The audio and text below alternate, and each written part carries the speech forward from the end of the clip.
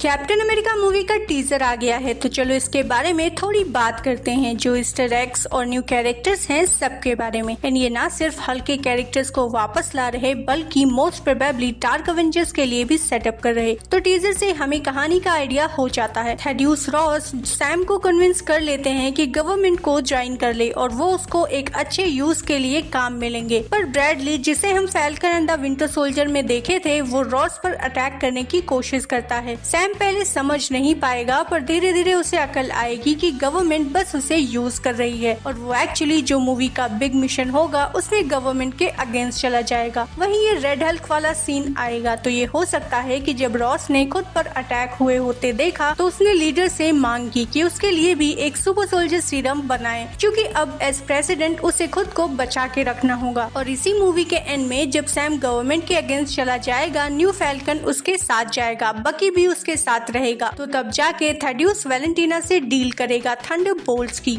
ऐसी super hero team जो उसके हर बात को सुनेगी। पर खैर ये तो नेक्स्ट मूवी की बातें हैं। अभी कैप्टन अमेरिका 4 पर बात करते हैं। अब इस मूवी में falcon and the winter soldier show और द इनक्रेडिबल हल्क के कैरेक्टर्स वापस आ रहे हैं। हाँ, मतलब हल्क की एक्स गर्लफ्रेंड, अपने लीडर भैया जिनको बस हिंट करके छोड़ दिया था 17 साल पहले, अपना न्यू फैल्कन ब्रैडली और अपने रॉस एज रेड हल्क। और उसके अलावा कॉमिक की 2 फीमेल कैरेक्टर्स और आ रही हैं, साब्रा और डायमंडबैक। तुम पूछोगे कि तुमने इतनी चीजें सुनी थी मूवी में, ये होगा वो होगा, तो वेल मूवी डजन रीशूट्स पर जा चुकी है। मल्टीपल राइटर्स ने रीराइट कर रखी है और इवन डायरेक्टर भी कोई भरोसे वाला नहीं है। और अभी कुछ टाइम पहले इन्होंने पूरा क्लाइमेक्स डिलीट करके दोबारा नया शूट किया। सो इसलिए इस मूवी के जो भी लीक्स थे उस पे भरोसा मत करना। तो अब मूवी में कुछ भी आगे बात करने से पहले बात करते हैं हल्क की, क्योंकि मार्वल उसको लेकर ही मूवी को प्रमोट कर रहा है और हमें बहुत टाइम से कोई एंग्री हल्क देखने को नहीं मिला। तो मूवी में ये हल्क कौन है, कहां से आया, उसके बारे में आगे थ्योरीज में बात करते हैं। पर अभी बात करते हैं कि ये कॉमिक्स में कैसे आया। तो रेड हल्क की काफी इंटरेस्टिंग कहानी है। General Thaddeus Thunderbolt Ross Hulk के सबसे बड़े दुश्मन थे, पर जब वो खुद से हल्क को हरा नहीं पाए तो वो रेड हल्क बन गए एक सीक्रेट गवर्नमेंट प्रोजेक्ट के थ्रू। उनका ऑब्सेशन इतना बढ़ गया कि उन्होंने खुद को ट्रांसफॉर्म करने का डिसीजन ले लिया। वो वही बन गए जिससे वो नफरत करते थे। अब ये प्रोजेक्ट रन किया था लीडर और मोडॉक ने। अब मोडॉक तो है नहीं एमसीयू में, उसे तो इन्होंने बर्बाद कर दिया। तो बचा लीडर जो एक जीनियस है। रेडियो एक्टिविटी ने उसे स्ट्रेंथ की जगह ब्रेन दिया था और हमने उसे इनक्रेडिबल हल्क के एंड में देखा ही था, पर अब वो इस मूवी में वापस आ रहा है। तो इस एक्सपेरिमेंट में उन्होंने जनरल रॉस को रेड हल्क बनाया, जो उस टाइम हल्क से भी ज्यादा पावरफुल और स्ट्रॉन्ग था। रेड हल्क की स्ट्रेंथ और पावर हल्क की तरह गुस्से के साथ बढ़ती रहती है और अपने हल्क से अलग रेड हल्क जितना ज्यादा फाइट करता है उसकी बॉडी उतनी ही ज्यादा हीट जनरेट करती है। तो मूवी में उसके हल्क बनने से लेकर उसकी आइडेंटिटी लीक होना प्रोबेबली सब इसी में हो जाएगा, ताकि फिर वो इजिली थंडरबोल्ट में शिफ्ट कर जाए। तो अब मूवी के प्लॉट्स की बात करें तो मूवी में वो एडामेंटियम भी इंट्रोड्यूस करने वाले हैं। जो तुमने ट्रेलर में वो पिंक सकुरा ट्रीज देखे,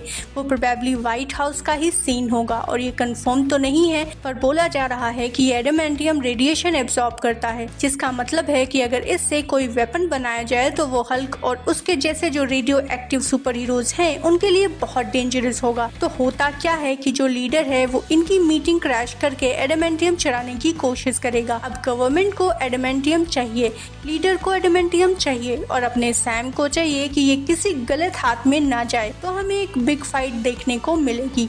अब बात करते हैं सबके फैन फेवरेट जान कार्लो एस्पेसिटो की। तो मूवी में अभी भी रोल उनका सीक्रेट है, पर रूमर्स की माने तो एस्पेसिटो जॉर्ज वॉशिंगटन ब्रिज को प्ले कर रहे हैं, जो एक गनमैन है, पर वो शील्ड का एजेंट भी है कॉमिक में। बट जैसा हम जानते हैं कि शील्ड अब एमसीयू में रही नहीं, तो समझ सकते हैं कि कैसे बुश अपनी टीम बना के काम कर रहा होगा, जो उसे एक ग्रे कैरेक्टर बना देती है। तो हो सकता है कि ये निक फ्यूरी का रिप्लेसमेंट हो एमसीयू में, जो सुपर हीरोज के साथ ना हो पर गवर्नमेंट के भी अगेंस्ट हो। बाकी एस्पेसिटो ने बोला था कि इसका रोल और भी बड़ा होगा अपकमिंग एमसीयू में, तो सेंस बनाता है कि ये पूरी शील्ड को रिप्रेजेंट करे उसके खत्म हो जाने के बाद भी।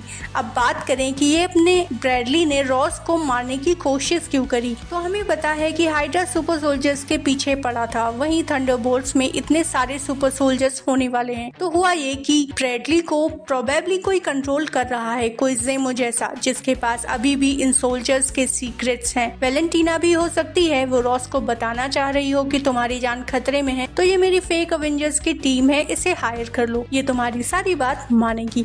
पर मूवी बोली जा रही है कि विंटर सोल्जर की तरह पॉलिटिकल थ्रिलर है, पर इस बार पॉलिटिक्स ऐसी नहीं है जो छुपी हुई कोई गवर्नमेंट दिखाएगी जैसे कि हाइड्रा। इस बार पॉलिटिक्स रियल वर्ल्ड के बीच है, जापान, अमेरिका एंड एक दो और गवर्नमेंट, क्योंकि मूवी में फाइनली वो मरा हुआ सेलेशियल भी मेंशन होगा। तो देखते हैं मूवी क्या होती है, बाकी तुम लोग अपनी थ्योरीज बताते रहो। Thank you for watching, stay